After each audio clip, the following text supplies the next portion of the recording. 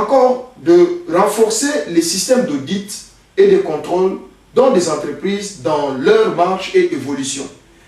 Eh bien, ce qui s'est passé dernièrement dans les pays développés, les pays riches, entre autres les États-Unis, nous avons tous suivi l'effondrement du système financier et nous en avons tiré les leçons.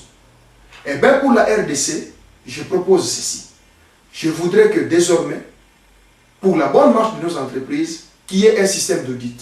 Cela permettra à l'État de ne pas être volé par certaines entreprises, c'est-à-dire que les entreprises doivent se conforter à la réglementation, aux normes congolaises et doivent aussi répondre à leurs devoirs, c'est-à-dire face à l'État, le devoir de payer leurs impôts, leur fiscalité, et de l'autre côté, cela permettra à l'État de jouer aussi son rôle de protéger ces entreprises par la sécurité et par les infrastructures, comme vous le savez.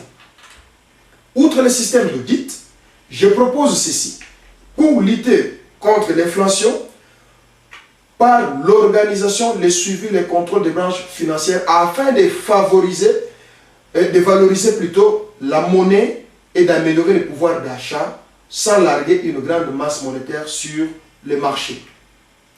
Aujourd'hui, notre monnaie locale, on se pose la question au début, bien sûr, même quand on avait les zaïrs ou les makuta, comme vous le savez, ou du niveau du franc congolais, au début, la monnaie était forte. Mais qu'est-ce qui crée l'effondrement de cette monnaie? C'est vrai, on nous parlera de la production. J'en ai fait allusion que c'est aussi un problème qui nous préoccupe.